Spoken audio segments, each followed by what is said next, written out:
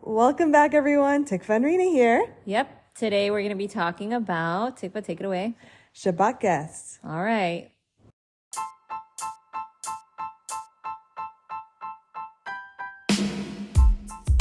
Welcome to the Mommy Life Squad podcast, where we're going to talk about things that nobody wants to talk about. Okay, so let's get started. We're talking about Shabbos guests, and the reason why we thought this was a great topic was because Tikva and I are both BOTH, very much into hosting. And we had this, well, actually I didn't have a conversation with Tikva, but with another one of my friends after I went to a shiur, talking about it wasn't a shiur, it was a video that they were sending around. Oh, yes. Who's the rabbi? I don't even know who the rabbi, I don't remember who the rabbi was. Who was it? I don't remember. But he was basically saying how it's really important to just think twice about having Shabbos guests. This opened up like a really big discussion between the group of friends, this WhatsApp group that we're on. Yeah.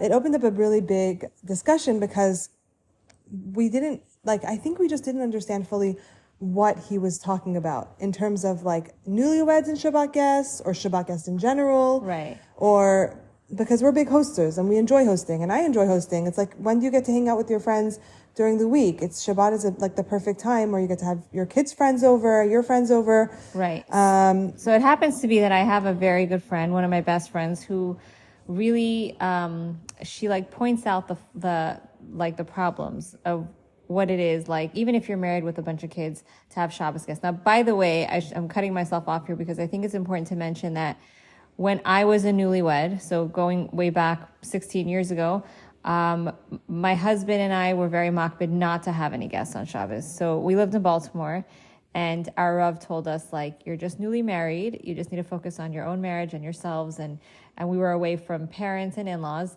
so it was just us. And it was hard in the beginning because, like you said, remember you moved to LA, so you were. So I was gonna chime in here and say, I actually do remember learning that when I was single, that it's not good to have to do couples date nights, just one-on-one, and even Shabbat having just one couple over, or even I don't know if a few couples, I guess it's the same issue.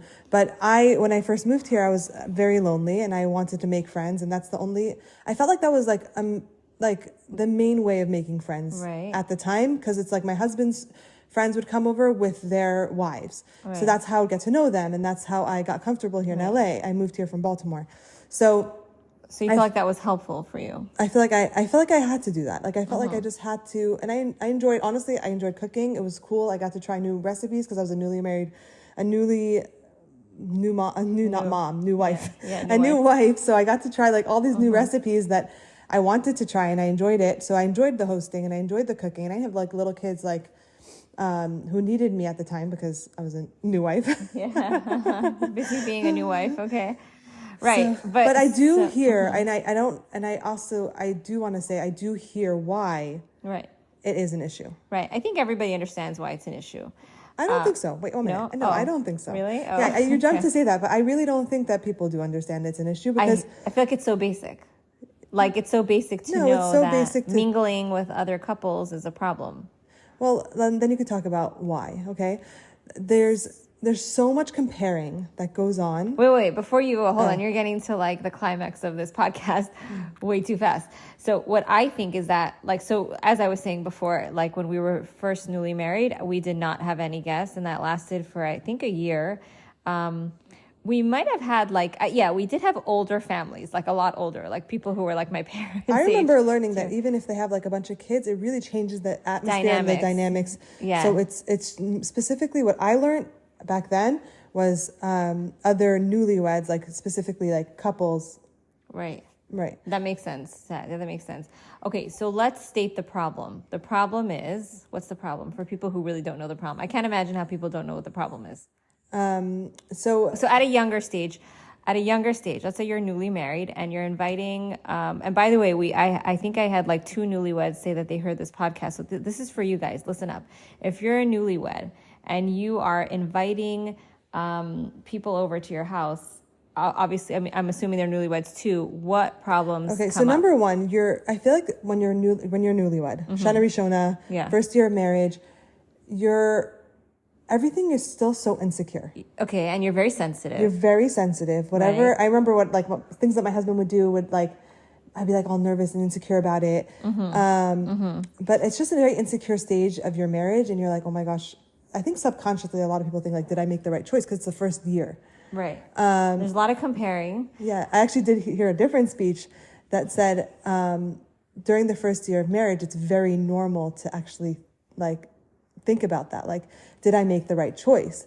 Because I guess it's that first, like you're getting to know your husband. Right. And like on a different level. Right. Like things that you don't see when you're dating, things that you don't see when you're engaged. You're living with a man. So. Right. And then also like it's pretty basic, but like let's say, you're sitting there on the table with your husband and let's say you are the host and there are people at your house and I don't know, like at the end of the meal, like you'll notice certain things that a husband will do, like let's say put food on his wife's plate or like take care of, the kids, or if they have like a baby or whatever, if they're still newlyweds, they probably only have one little baby, but like those kind of things that you'll notice, but the wives also notice things on your end too. Some things are inevitable. So like, right. And also it might just go into your subconscious, like something like what Rena said, like the husband putting food for the wife on the plate for her. Yeah. Like subconsciously you may just pass, like it's not a big deal. Face value, you may just pass it off, but like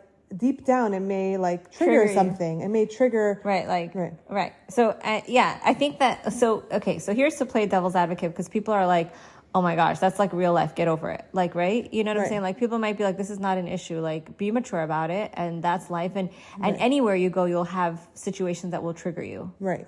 So the concept is like having it in your home. And I think, by the way, this little clip that Tikva and I saw that we're referring to has to do with couples that are constantly, you understood it differently, but I think it has to do with people who are constantly coming to your house. So if you have that, or you're going to them, it's couples that you're constantly with. Right. That I think is a big problem, because then you become comfortable with the other spouse, and that's not okay. Right. So like imagine that, the dynamics kind of loosen, like you just like loosen up and like you get chill, you call them by their first name. That's like, that becomes inappropriate. Right. And it's such a sensitive topic. I feel like Shalom bias, and like it's such a sensitive topic that you want to be so careful and like, how we conduct ourselves. In general. You don't know how you're going to affect someone else. Like you don't know that. Like, right. Like you don't know what's going to trigger someone else. It's not only for yourself, but for other people. Right. Now I'm taking this to a whole nother, I feel like this can transition us to having families over with kids. Tikva and I both have kids. Baruch Hashem, my kids are a lot older. I feel like when I have couples over with the same age range or amount of kids that I have, it totally distracts from all of that. What do you think? Well, first of all, it can't get inappropriate. You have kids on the table. You're not going to We never talked about inappropriate in that way. We talked about inappropriate in like, hey... Comparing. I'm sure that could still happen, but I think it also, when you have kids and like they're constantly like in your ear, like, I want this, I want that, I want this, I want that. You're distracted. Yeah, you're distracted. Honestly, I don't see it the same. I really don't. Right. I mean, it could be like, there are things that are, like I said, inevitable. So like if I'm cooking a lot and your husband comes over and he says, well, Tikva happens to cook way too much, but I'm just saying, like, I'm just giving that example because I know. One minute. Anyone who knows Rena knows Rena's Shabbat table is I'm giving a funny, I'm giving a funny example. But if Tikva's husband comes over, it happens to be like, I don't know why we're talking about it. It's just really funny. I have to throw this in there. Like, Tikva's husband's love language is through his food. It just happens to be that Tikva's like the best cook, so it's perfect. It's like a perfect shidduch. And he like really thrives on really good food. So, that's why I'm saying this example, because it doesn't even exist. But if he came over to my house and said, after the end of the meal, hey, Tikva, look, Rena cooks a lot of good food. I mean, no husband hopefully would say that to their wife in that way, but like hint, oh, this is delicious. Oh, how'd you make this or this and that? Those are the kind of things that we're talking about. Even when kids are around, that could happen, correct? Right. But it's really hard to say. First of all, when you have kids, and it's hard to be home every Shabbat. That's why I don't think it's a practical thing to tell people, like, don't have Shabbat guests. Right. It's hard. That's not a practical thing to tell people. It's not. Right. So I guess with my very good friend who always calls me out on this, she's always like, stop inviting Shabbos guests. It's wrong. And she'll send me all these clips of, I wonder if she's listening to this, but it's okay. She's very proud of telling me that I should not have Shabbos guests anymore. But it happens to be that a lot of people that I invite now in my stage in life, this wasn't always the case, are people who need a place for Shabbos, single guys, single girls, families that like, that week they're in town or whatever it is, or family, like my own, like immediate family, my in-laws, my parents. And that's who I end up hosting now more than ever. And then rabbis, like I have that's something also I've been trying to do is, yes, I'll have friends, but also I try to like incorporate and include people who don't have anywhere to go. I mean, I haven't been hosting a lot lately, just life's been busy, but in general, that was my like, especially Sukkot time. Sukkot time, like a lot of people don't have a sukkah. They don't.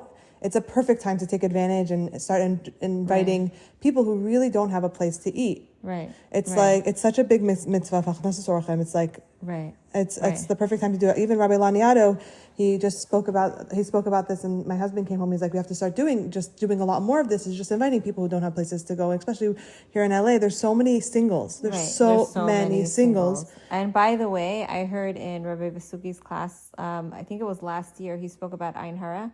And someone asked, how do you combat Ayin Hara? Like, how do you take away Ayin Hara? Now, this is very interesting. Rena told me this before, and I'm like still shocked. Yeah, because this is like a way of combating Ayin Hara. Totally, it's still strange to me, honestly. But he said by doing things like this, like hosting shiurim in your house and doing hachnasas orchem, opening your home, basically is how you combat that Ayin Hara. I don't know. That's the only source I heard it from. He's the only person I heard it from, but. Like I've been doing that, so hopefully I don't know, but Rena is the queen of Hachnasas Orchem. I'm serious, like always hosting and opening up her home. Yeah, Baruch Hashem. But I don't know if that's. I should probably just say that I only heard it from one person. So no, but Rabbi Vasuki is a very trusted source. Yeah, very trusted source. So guys, open up your house. But it is a very like I feel like this is a very triggering topic because I have another friend who actually the same friend on our chat who mentioned it, and she was like great, I'm off the hook from hosting. Like it's hard. Some people find it harder to host. Right. And this is a great excuse for them not to host, I guess.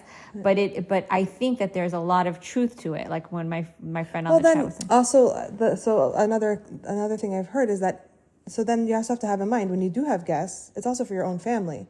When you do have guests and you only bring out your nice plates and your nice silverware when you have guests, your husband and your kids are like, what about us? And the good food when you have guests, it's like, what about us? Right. That's also like, so if you are doing that and you are having guests and you're only bringing out your nice stuff when you have guests, it's also like, have in mind, Shabbat is Shabbat. It's a beautiful time. No matter what. No matter what. No matter what. And I always like to like decorate my table and have it set up beautifully for Shabbat just because it's for you. It's for you, and it makes you enjoy the Shabbat meal so much more. I know this is a completely different topic, 100%. But it has to do with it. It has to do. It's because on your own family side of it, when they see that you have Shabbat guests and you're only serving the nice stuff, it kind of like makes them feel like yucky, right, like secondary. And it happens to be that I personally serve my actual dishes, my china, on like during those Shabbosim that I have only my family. And I do that for different reasons. Because the dishes. Less dishes to wash. Yeah, but my it's funny. Yeah, exactly. That's the reason.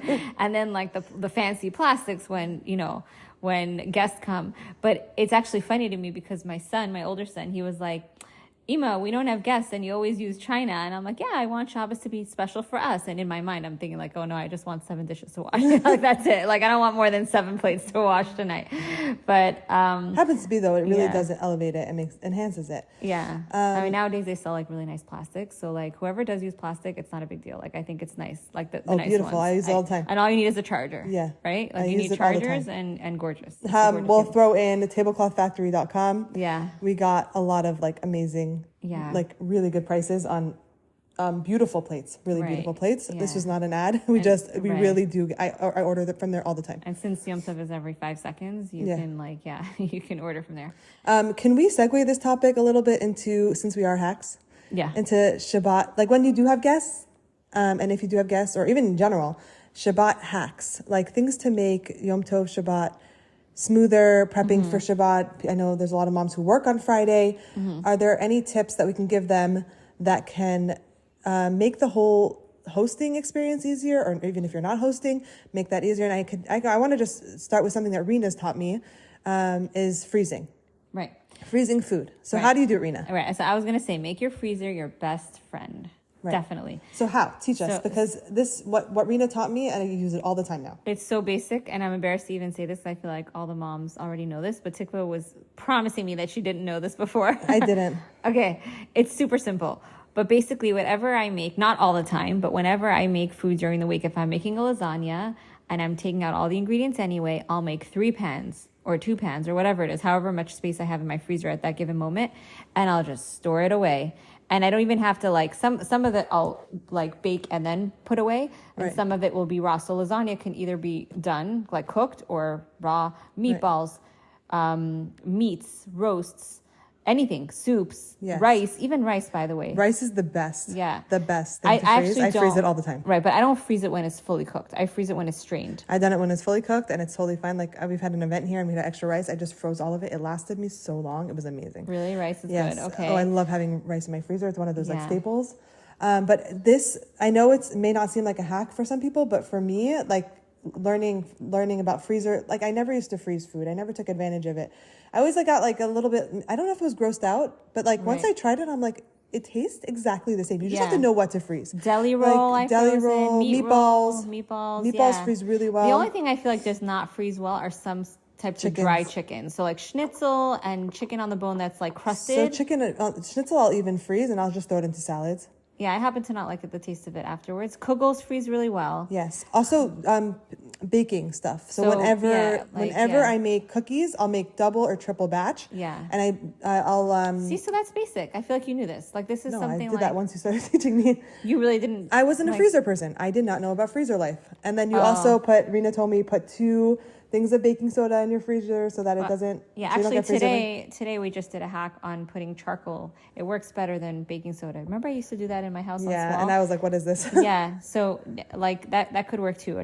Put a charcoal in your freezer, and it'll take away the mildew-ish smell in the freezer. So another thing that I actually learned from Rena, and I know this may not be a hack, but it just makes I don't know why when your table is set, either Thursday night or Friday morning, you feel like this is a personal thing. Like a jump start, yeah. I feel like I have a jump start, and I feel like I'm more ready and prepped for Shabbat. I don't know what it is. It's a psychological thing. Yeah. But it just makes me ready for Shabbat, and it kind of gives me that. Totally. Yeah. I always, I can't say the table, but there's always something done for Shabbos on Thursday.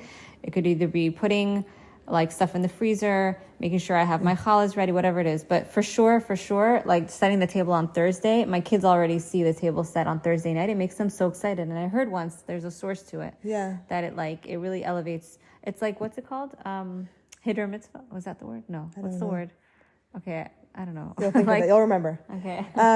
But so another hack that I don't know if it's a hack. It's not a hack, I guess. But it's something that I use to make Shabbat prep a lot easier is a chopper. Mm-hmm. It's one of those vegetable salad choppers, and I use it to make my soups, to make so if I'm let's say you want to saute onions, I just keep it out the whole Friday, and I'll chop it up. I'll use it to chop up my onions for the stir fry, for the salad.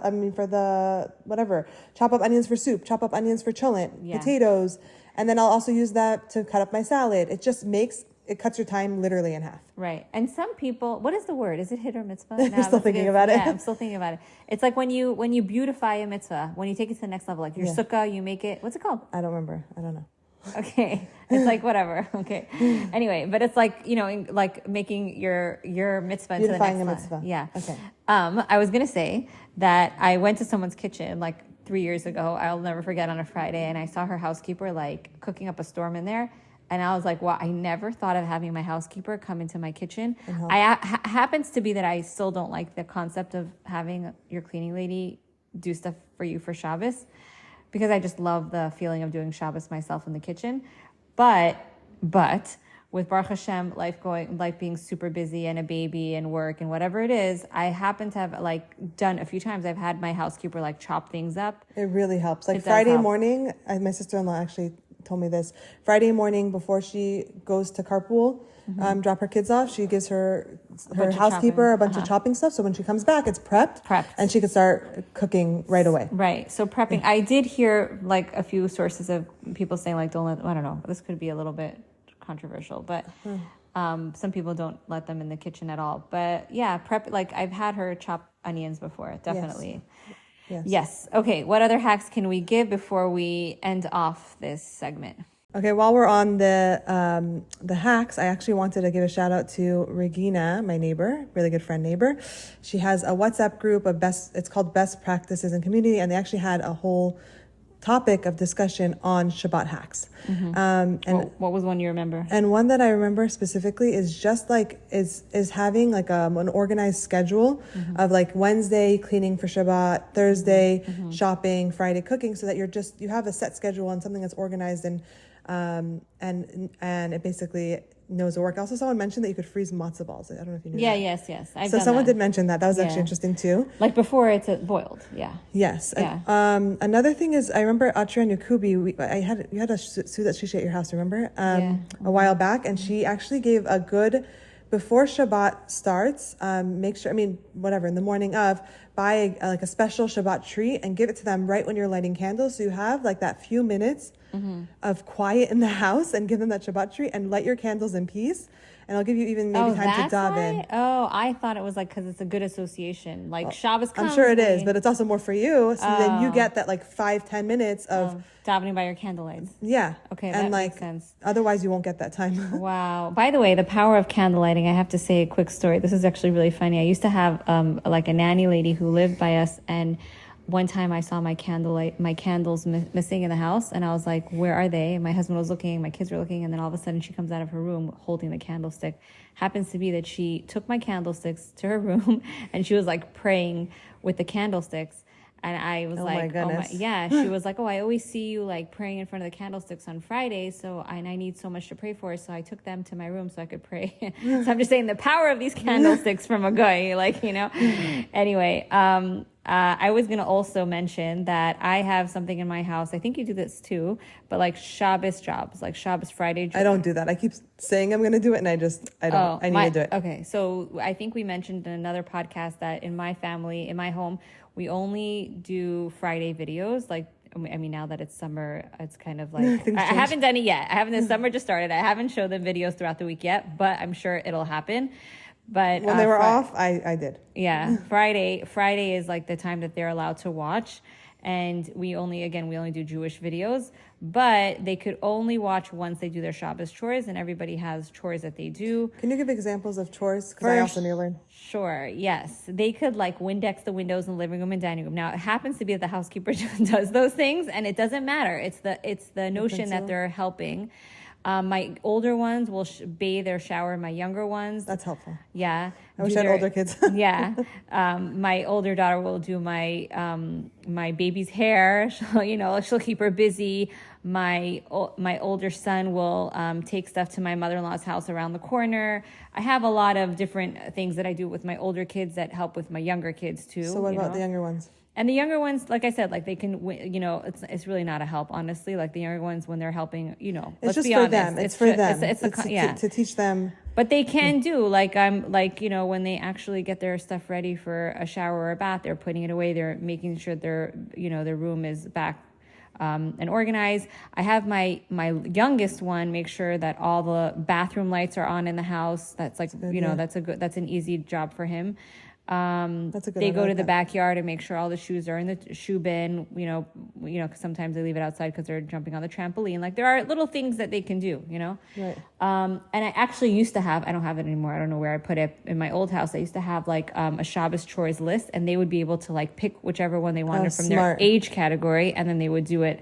And only once they've completed I think it's like 2 or 3, whatever it is, depending on how hard the job is, then they can watch their Friday videos. So that is really helpful, and that also preps them for Shabbos. Okay. Yeah. Amazing. All right. Do we give enough hacks? I think we did. We started off talking about something like a little bit controversial, then we always end off with hacks, right? That's what we are. We're Mommy Life Squad. We are hacks. Right. And we're so carved. So thank you so much for listening. Yeah. We hope you have an amazing Shabbat weekend. Yeah. And hopefully you learned something from this podcast, and tell your friends about Mommy Life Squad, because we do have amazing resources and hacks on our platform, on our page, So we have an Instagram, a TikTok, a YouTube channel. But for those who don't have social media, we also have a WhatsApp group. And we're proud of you if you don't have social media. I just had to throw that in there. And lastly, I know I said this before, but we don't have social media on our phone. I'm just saying I'm very proud of ourselves. We have it on different devices. And I think we should end up with that because I'll go on again about this topic again and I don't want to. All right. We love you guys. Until next time.